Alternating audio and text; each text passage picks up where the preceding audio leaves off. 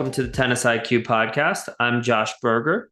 And I'm Brian Lomax. And on today's episode, Josh and I are going to discuss the relationship of passion to performance and several other factors within, say, the psychological basis of tennis performance. And we're going to be relying on mainly the work of Robert Vallerand, who's a researcher in Quebec, the University of Quebec in Montreal.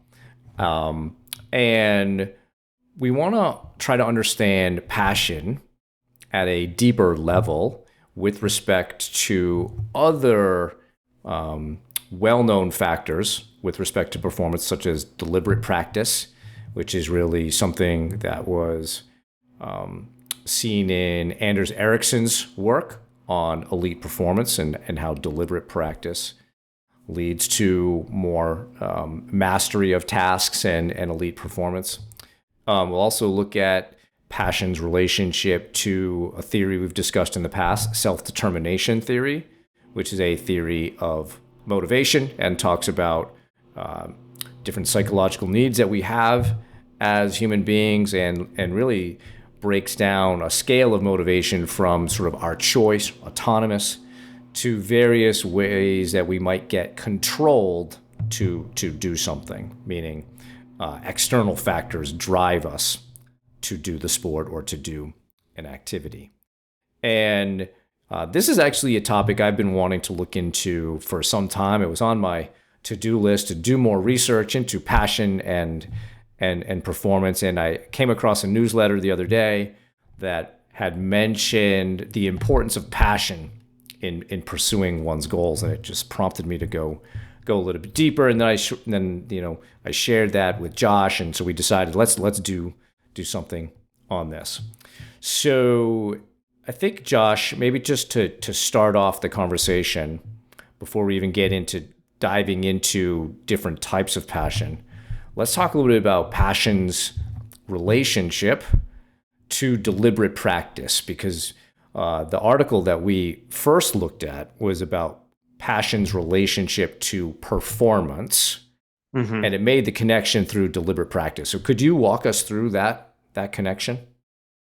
Yeah, so they talk about how deliberate practice is really a requisite piece of performance, right? And they brought up the Ericsson research, which I think sometimes is oversimplified as, if you do something for 10,000 hours, then you can be world class or be an expert at it, which is not exactly the case. Ericsson talked about how in different types of performance, how, it seemed to require different numbers of hours and sort of averaging around that 10,000 hour piece. And obviously there's individual differences as well.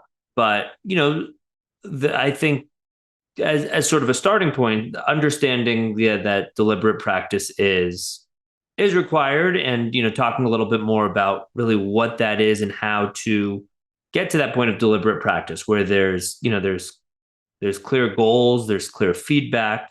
It's not, it's if we think about tennis, for example, it's not just two players who are hitting around without any clear focus or intention.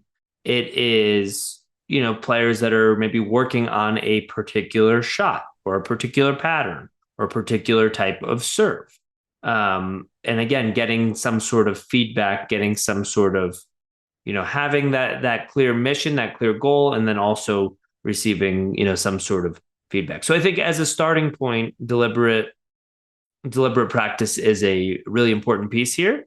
And I think it connects to this dualistic model of passion, which we'll dive into the two types, harmonious passion and obsessive passion, and some of the implications of each of those pathways. And what Vallerand found in his research was, or noted also, that Ericsson didn't necessarily have a great understanding of why one person would go toward deliberate practice and set these goals versus not, or to do it to a lesser extent. And Valorant came up with a construct of passion, and in their research saw that passion actually was a driver of deliberate practice. And you mentioned, Josh, that the different types of goals you could even that a tennis player might set, but you could also look at it as maybe some shorter term types of deliberate practice goals versus longer term. And the different types of passion actually will direct people towards you either doing just one or both of those. So passion for your sport, for your activity, does drive performance level over time because it is leading to more deliberate practice, more purposeful, intentional, bringing some real thought to what you want to do today. And that can be done whether you're just hitting with a friend or if you're going to a group clinic. Certainly in a lesson, you're working on goals like that. But the more deliberate we are with our practice, then the better we can become, and hopefully the better level of performance over time. So the next piece we want to look at with passion is looking at the two types. So harmonious passion and obsessive passion. So let's start with the obsessive passion, Josh, because I'll let you explain that one. I'll do harmonious. But obsessive passion, I think, we want to start with because that's probably more common in sport, certainly in tennis, than the harmonious one. Yeah, so I would say obsessive passion is there's often a lot more pressure involved, whether it's more internal, coming from the individual themselves, or coming from certain outside sources. Maybe it's parents, maybe it's a coach, maybe it's peers. There's often more pressure. It's often more result based, more of a focus on results and identifying. Um, based, identifying through those results. So to me, those are important pieces. There's also a certain rigidity or inflexibility about, that this has to be done a certain way. There's not a sort of a flexibility or a choice that is involved in that process. It's nope, I have to, I have to practice this many hours a day. I have to hit this many serves. I have to play in this many tournaments or this level of tournaments. And I think yeah, and we could talk about where that leads, but I think that tends to, tends to be linked to some less savory outcomes ultimately. And yeah, so I think just in terms of a sort of a starting point, those are some of the key factors in terms of obsessive passion. What are there some other pieces that you'd want to add in terms of that? I think if we contrast it with the harmonious part, right? Harmonious passion is really more about we're doing this activity because we really want to. And like that's more the driving factor than some of the sort of environmental pieces of a sport like tennis, whether that be coaching influence, parent influence, sports media, rating and ranking systems, which you don't have a lot of control over. Yep. Other than how much you'll participate in that. And then those things end up kind of controlling you. So I think there's, I don't know, we were talking earlier, I don't know that there's necessarily a binary, a person is completely harmonious, like that they are doing this because it's their choice and they're trying to become the best that they can become and that they have a very good, healthy sense of who they are. That they don't, over-identify with the sport and make everything about you. You were using the right phrase, Josh, have to. People feel like, oh, I have to keep playing. I can't take a break or else my game will drop. I mean, I hear that a lot. I've felt that a lot. Versus, harmonious, where you might have more sense of your own self-care and taking care of your energy needs and being able to balance what you're doing with other activities in your life, even other relationships in your life. So I think, when we look at, and then of course it's related to the motivation piece. So when we look at self-determination theory, there's intrinsic motivation, which is really all about we do this because we love the activity. The reward for doing the activity is the activity itself. I love hitting the ball and being on the court and being active and moving and competing, versus I do this activity because part of me likes to win. I like the praise that I get. Other people judge me based on how I do. My self-worth is somewhat tied to my tennis, right? So these things are normal, but also can lead to unhealthy consequences over the long term. So I think when we really look at motivation, there's no one that is 100% intrinsically motivated. I think Mm-hmm. it's, and I don't even know that that is the right answer, Josh. Just given to become great at the sport, one needs to learn how to win. And there has to be some ability to focus on that. And it's okay, I think, to be satisfied and proud of yourself for, pulling out a win. We don't want that to be the only thing. But when we look at harmonious passion versus obsessive passion, there's probably, an optimal ratio somewhere there. I don't know what that is. I don't really know that that's particularly been studied. But I do think we want to help people understand the difference between the two, such that we can understand the difficulties of being more harmonious, but also what can we do when we are situated in a system that we do not control, that is really more controlling of us, therefore leading to us to be more obsessive about what we're doing because we're trying to satisfy the system. And what I mean by the system is rankings, ratings. If you're a young player, even just the college recruiting piece. If you're an adult player, maybe it's NTRP or other rating systems that you're trying to satisfy, or playing for a team. You're basically plugging into something you don't control that exerts pressure Yep. on you. So I think, when we look at it that way, we can understand how trying to understand the system that we're in and how do we change our passion, because the passion piece is important to becoming good, in whether that's performance or mastery, but such that we can do it in a more positive and healthy way. So what are your thoughts on the differences between the two?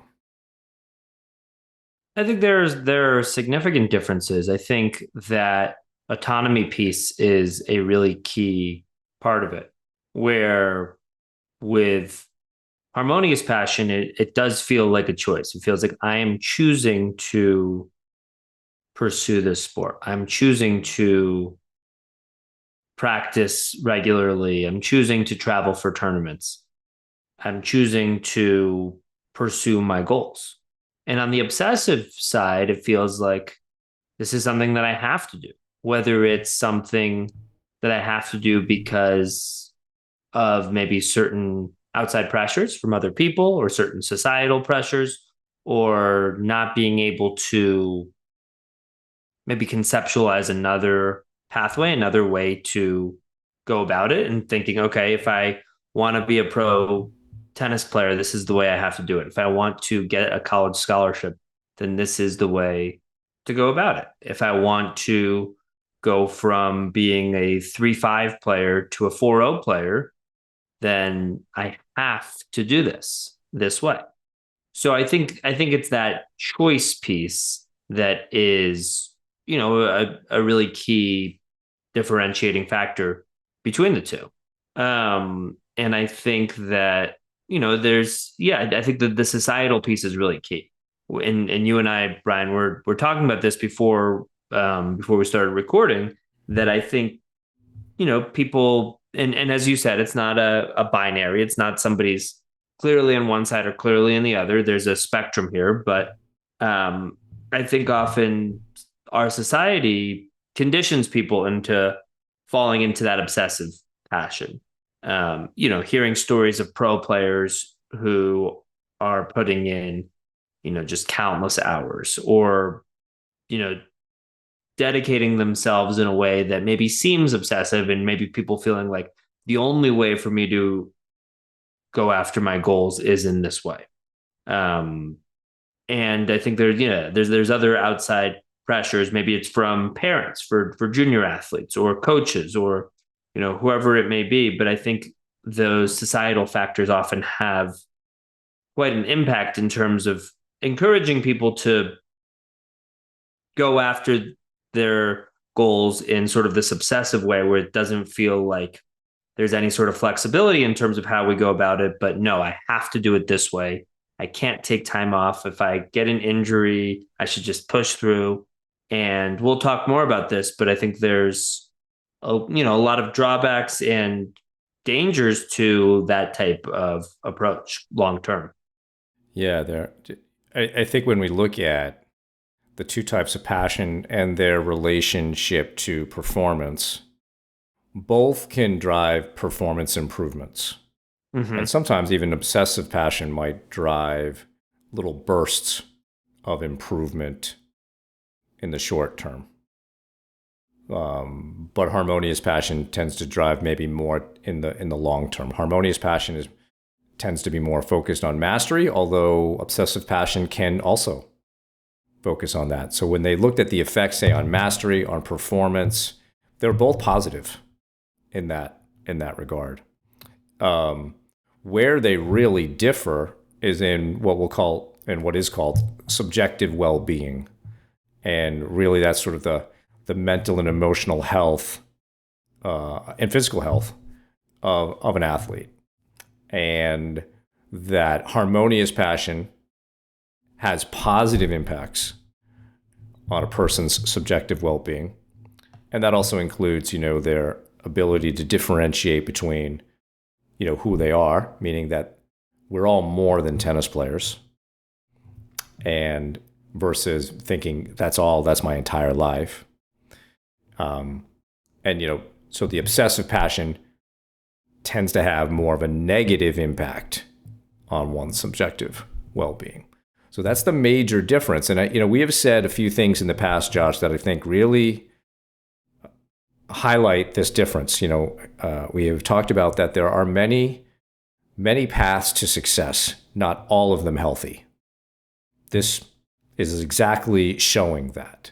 You can become very good at something through obsessive passion, but you put yourself at the risk of having problems with physical, mental, emotional health along the way, or at the end of the journey. I think we have also, when we have tried to characterize tennis as a project, as a life project, in that regard, we have discussed making tennis something that you do, that you are passionate about, but is not about who you are. And part of the reason that we push the life project view is because of exactly what's being shown in the studies on passion, is that when people get themselves too tied up in their sports, there's a lot of have-tos, and again, has issues on subjective well-being, but also can have major issues when your career inevitably ends, where those who are more harmonious, who see that they are more than just a tennis player, that this is a passionate project that may evolve into something else, have a much better time transitioning to the next phase with their tennis. So I think a lot of the stuff that we have talked about over the years, Josh, really is in line with helping players discover more harmonious passion, helping them discover more intrinsic forms of motivation, knowing that we're all situated into systems that do not encourage that. you may be lucky in that you have a coach who understands this. But most likely, you're part of a system where the coach is more about winning. Um, they're working on certain goals, but it's probably all about next week's match Mm-hmm. or next week's tournament. Even as an adult, if you're playing in a league, it's often not as much mastery driven, but more, it could be haphazard too, but more about, all right, what do you guys need to do for next week's match? Versus, no, we need to work on something, maybe a strength, develop it, or some other weakness that we're looking long term. It's hard to find coaches that are doing that. And like we said earlier, we're all plugged into these either leagues or rating systems or ranking systems that unfortunately are not going away. Like if we could reform tennis, Josh, we would probably make some major changes to how kids and adults compete, the structure of that, how the rating systems are, how the ranking systems are, and really what are the reward systems in tennis. So that could be maybe an episode in itself, how we would change tennis to be a healthier pursuit. But I think, understanding, again, the difference between the harmonious choice, pursuing mastery within a system that we don't control is really important because, and I wrote a blog post about this, I don't remember which one it was, but I mentioned this idea that the system is not set up for you. Most likely, whatever you're plugging into, and we live in most of us live in a capitalist society. So the tennis industry, whether we like it or not, is not about developing players. Developing players is a strategy for making money. So when you go to a club and you join a group, the system isn't designed for you.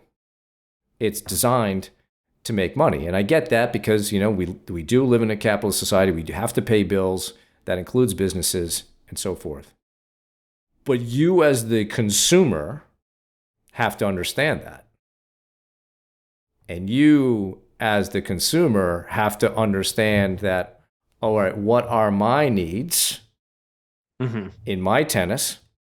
And what will I do given the system such that my needs are being met? And I think one simple example of that, Josh, is because, we do have to learn how to play matches. We do have to learn how to win, in more of the, cold climates where we go indoors, very difficult to get court time in those colder months. It's expensive.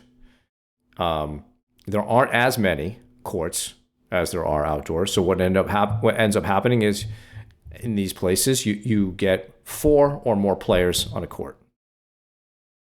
It is impossible to play practice matches in such an arrangement. How can you, so that this is an example of the system not working for you. How can you become great at winning 2 out of 3 set matches or playing your best, trying to play your best in 2 out of 3 set matches if you never practice playing 2 out of 3 set matches? Yes, you can use tournaments as practice. And yeah, you and I would definitely say, yeah, everything is practice. But again, that's hard too, because what's behind that? Rankings, ratings, Yep. right? Systemic pressure.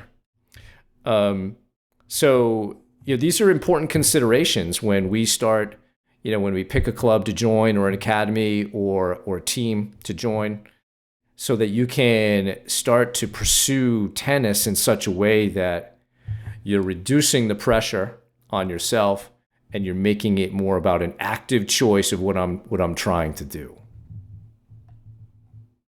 I think that's a great point. And I think I think you brought up a lot of important pieces there in terms of those societal factors, in terms of why winning and results often get over prioritized.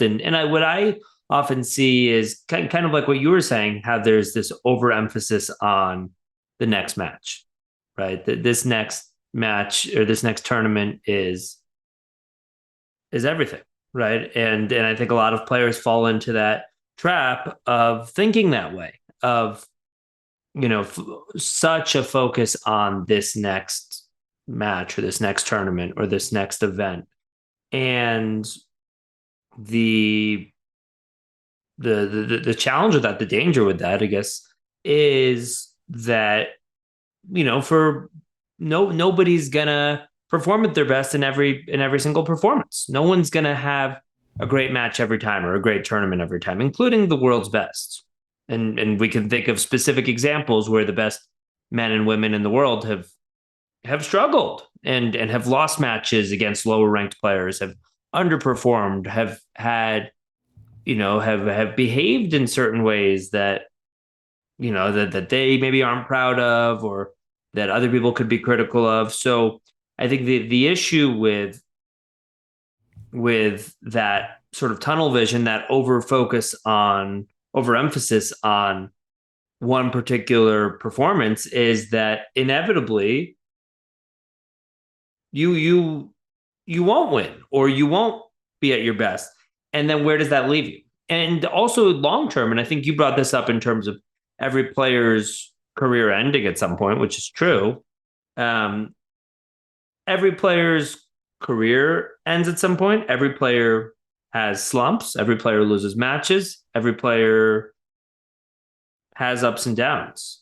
And if we are going about things and identifying in too much of a result based way, then in a lot of ways it sets us up.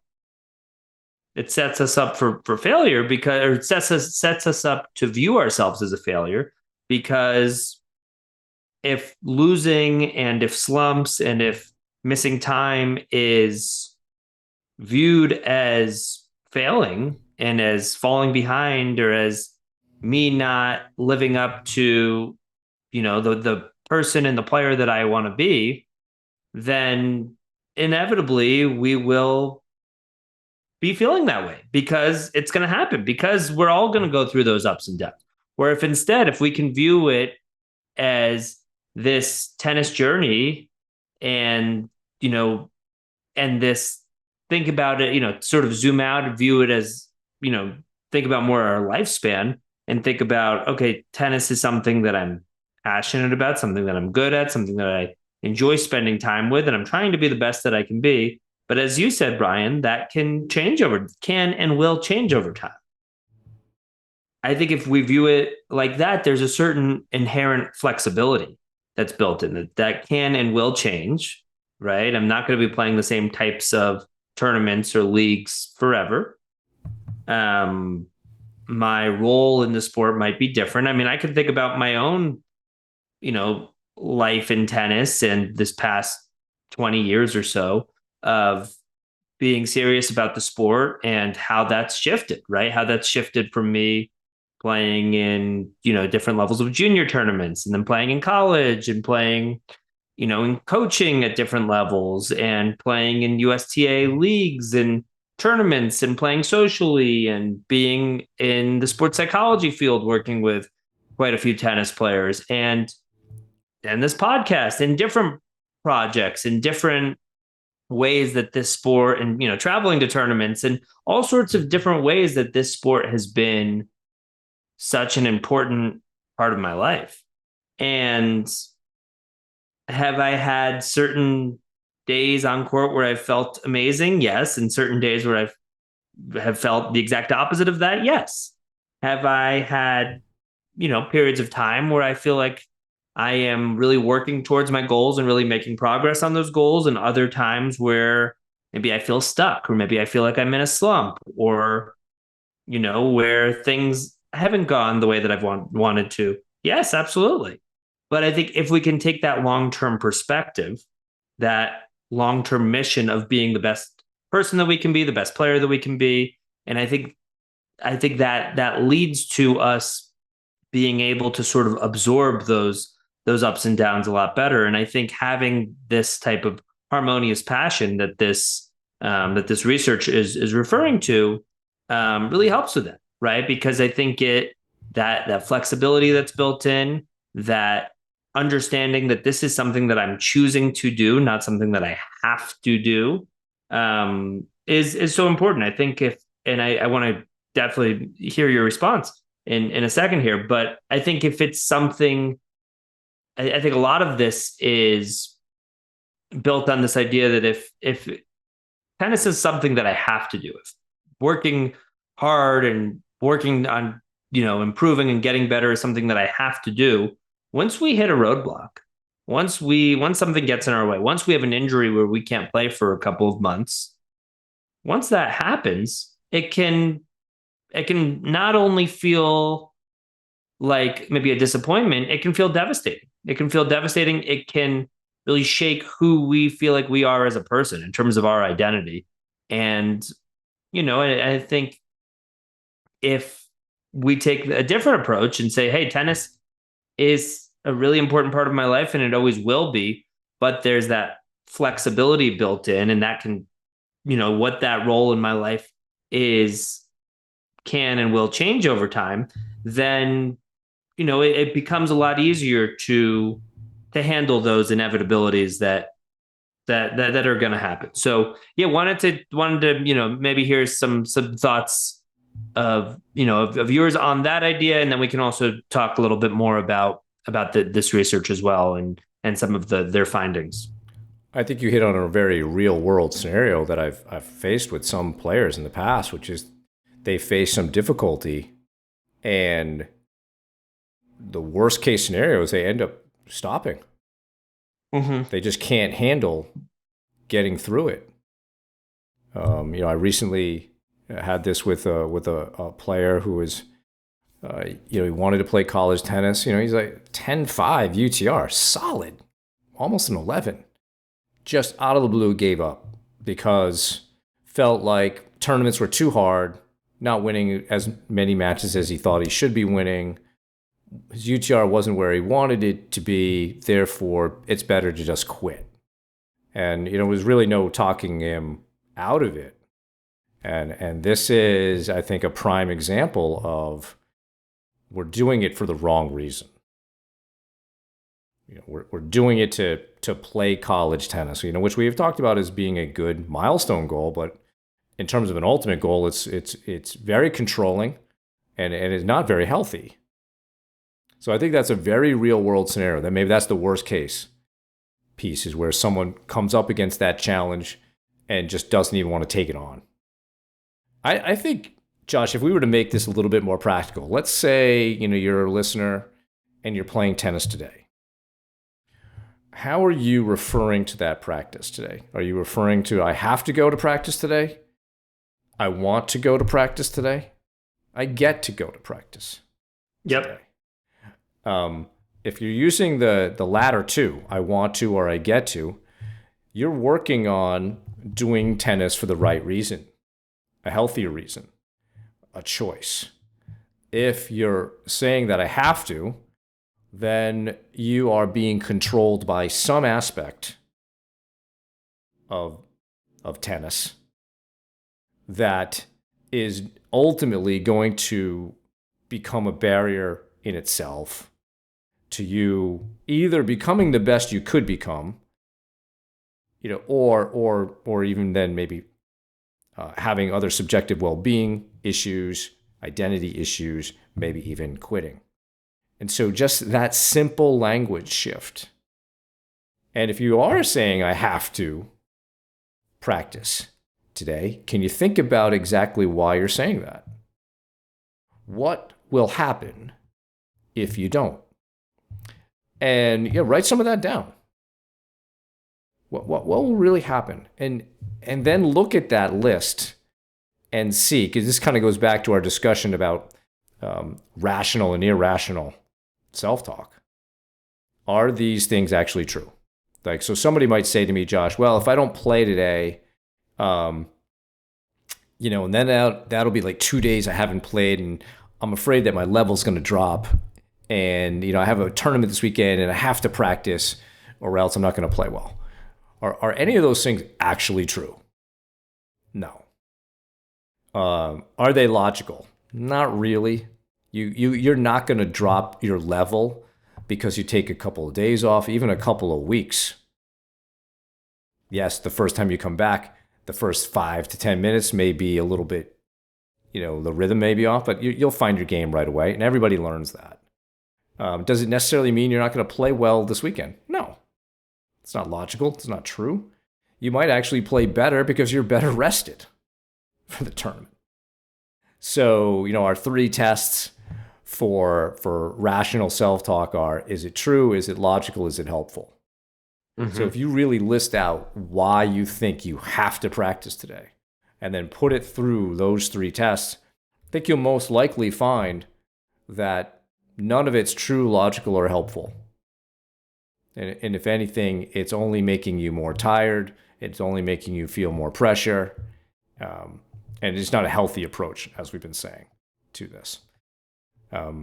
So that's, one of the things that we do when we work with athletes, because when I first start working with an athlete, one of the assessments I do ask them to fill out is something related to self-determination theory and looking at the different sources of their motivations.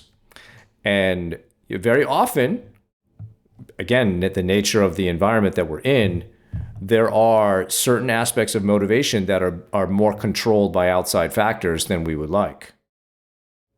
On occasion, I do see someone who's really high in intrinsic motivation, and the other factors of motivation, seem to be in a good balance. But a lot of times it's askew, which means we've got to work more on I want to, I get to, versus I have to. And I think that's an important thing for everybody to consider, because if it's more about I want to and I get to, then you can be more mastery oriented. Then, and again, that's another thing, Josh, we've talked about for the last several years, having the ultimate goal be becoming the best player you can become, not a ranking or college tennis or becoming a pro. Those are milestone goals, but becoming the best player you can become. You can identify with that much more if tennis becomes I really want to do this. And it can be a strong preference, right? I really, really want to practice today versus I have to. I think that's a really important point. And yeah, I think, being able to shift that, and that's a relatively simple shift to make in your head, right? Instead of I have to go to practice today, I have to do my strength and conditioning today, I have to journal or meditate or whatever it may be.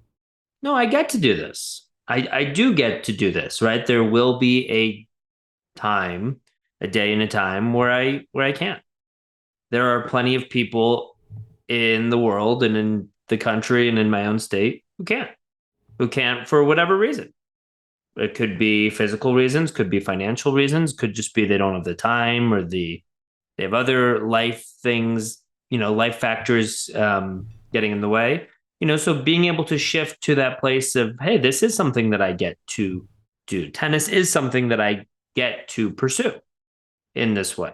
And I think, I think that's connected to gratitude. And I think if we can be in that place of gratitude and be grateful for what we do get to do, I think it makes a real difference, because it helps us, it helps us understand that tennis ultimately is something that we are choosing. And I would say that even the people that are in more on this, more towards the side of obsessive passion are still choosing it. And maybe there's some pressures that are influencing that choice, but they're still choosing to be to be on this pathway.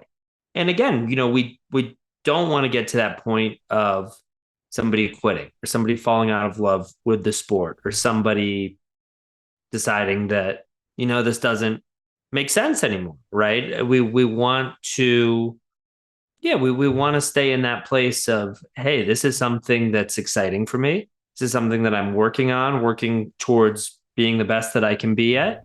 And, and I think, yeah, I think the perspective that we take to our training and to our tournaments and to, even things like, what, maybe I need a break. Maybe it has been too much for me these past few months and I've been traveling to too many tournaments. I've been playing a lot. My body's sore and achy, and I do need a break. And that's okay. Maybe there's an injury that comes up. And instead of no, I have to push through this, I have to keep going. It's no, I can take a break, and guess what? I get to take a break in this moment. So again, I think it's a lot about perspective that helps us determine which side of that scale of that spectrum we're going to ultimately be on. And that can shift over time, right? It's not like somebody is just, starts in one path or the other and they're destined to sort of stay in that place. That can absolutely shift over time. But I think having certain flexibility built in is really key. And I also get that a lot of kind of like what you were talking about with some of those societal factors, but a lot of high performance environments are probably more skewed towards that obsessive passion piece where, there is an expectation of putting in a certain number of hours a day, of not taking days off, of pushing through pain and all sorts of different things. So I do think that there are some societal changes that could help with this, or even some um, some changes, whether it be to different tennis academies or governing bodies, national governing bodies, or things of that nature where we could definitely see some positive changes that I think would lead more players, especially junior players, towards more of this harmonious passion where, okay, I do have a big goal. I am working towards something here, but I'm choosing it and I want to do this and I get to do this rather than I have to, I have to play in these national tournaments. I have to work on my serve for this amount of time. I have to, you know, do this strength and conditioning work for this many times a week. It's no, I get to do this and I get to pursue something really cool here. And I think, they have to, if we go a little bit deeper there, Josh, there's a fear of a consequence of not. Yes. And I think that's what we need to understand. And I think that fear in terms of performance is much more associated with the obsessive piece. So one aspect we haven't completely touched on yet, maybe we can touch on this and then maybe do a wrap up, is that obsessive passion tends to lead to people focusing on avoiding negative results.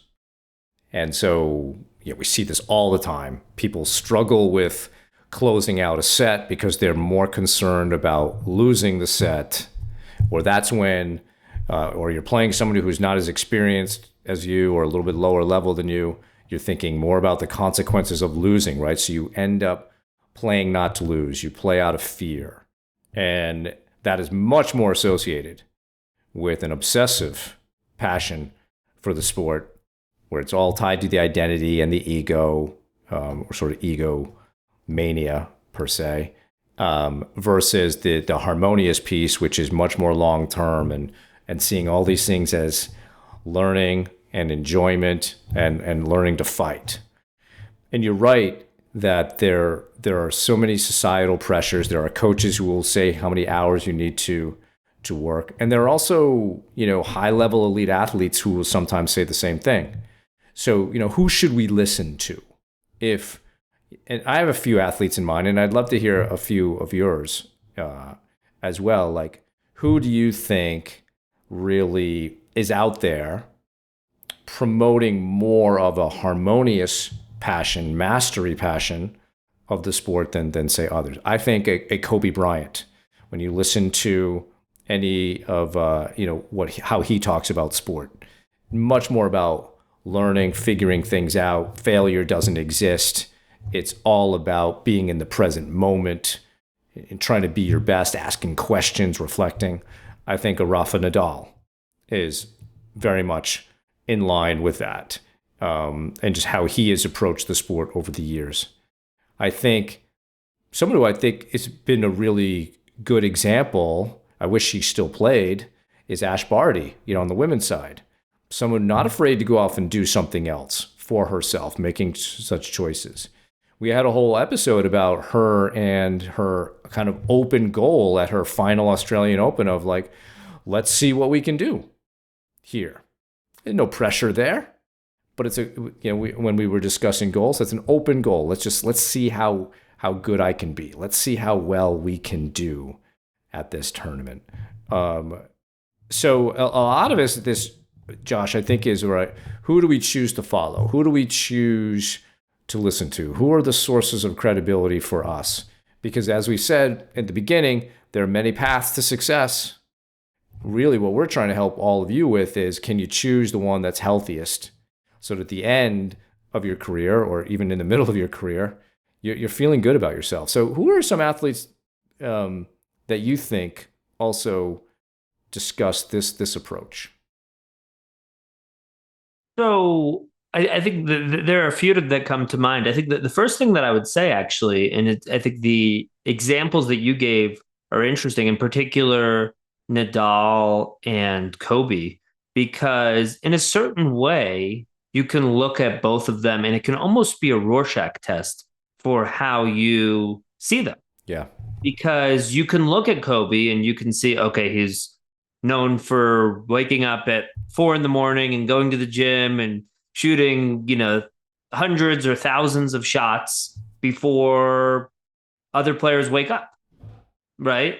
And he's talked about that. So some could say, oh, well, that seems like an obsessive passion, right? This seems obsessive. This seems like just you need to do more and more and more and more. But as you're saying, you hear him talk about it, and it's clear that he's choosing to do this. He wants to do this. He wants to be the best that he can be. He's talked about, just like you said, failure, right? Failure doesn't exist. It's about learning. It's about being the best that you can be and letting those experiences help lead you there. You can look at Nadal and say, okay, he had so many injuries throughout his career. Why did he keep going, right? That seems kind of obsessive. Or you can understand, hey, he was so in love with this sport that he was able to handle those setbacks, was able to handle the moments where he, where he faced real challenges, but he was able to take this long-term perspective of, trying to be the best that he can be, of, he likes using the word passion and uses it quite a bit in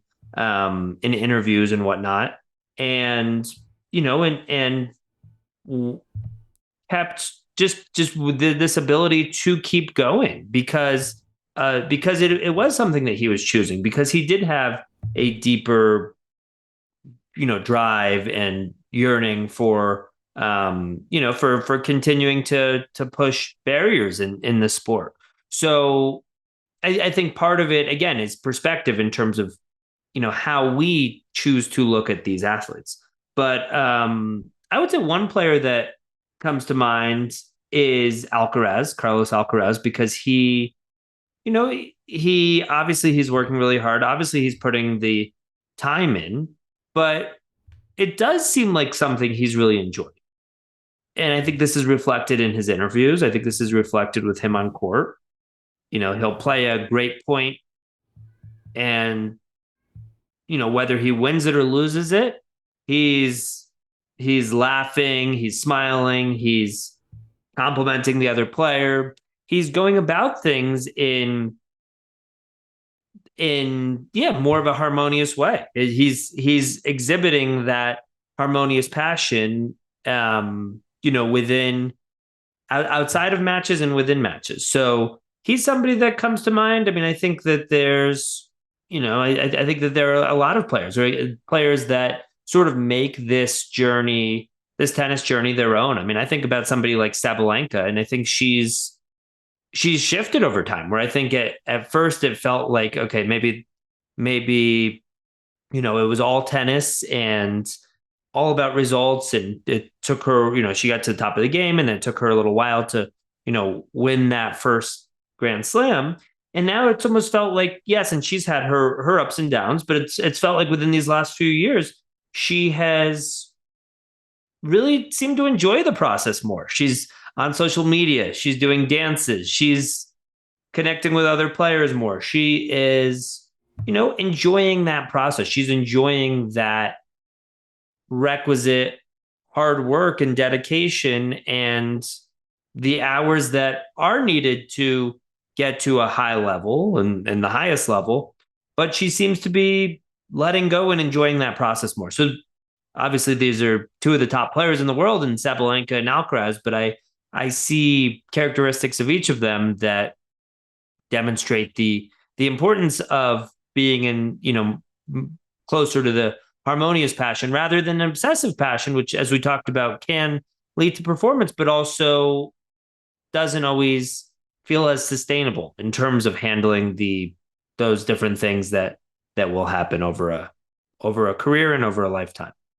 I think that's also part of why they're at the top of the game is that harmonious passion, that drive for mastery, that drive for becoming the best they can be over just winning the next match or ranking, having to be number one. I think you could see Jannik Sinner. We talked about his willingness to lose matches in order to, kind of maybe get back on top of the rivalry with Alcaraz. So, yep. Hopefully, we've given everybody, something to think about in terms of the nature of their passion for tennis. Is it more harmonious than obsessive, or is it more obsessive than harmonious?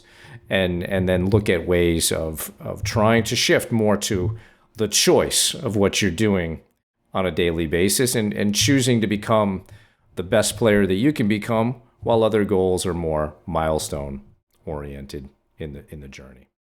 So that's our show for today. Thank you for listening. For more on today's episode, please check out the show notes. If you have any feedback or questions for the two of us, please email us at tennisiqpodcast@gmail.com. Also, if you are enjoying the content that Josh and I discuss on the show, please rate and review the podcast so other tennis enthusiasts can find it more easily. Additionally, to be notified of new episodes, please subscribe to the show on your podcast platform of choice, including YouTube, and you can also check us out on Instagram. Thanks again, and we'll talk to you soon in our next episode.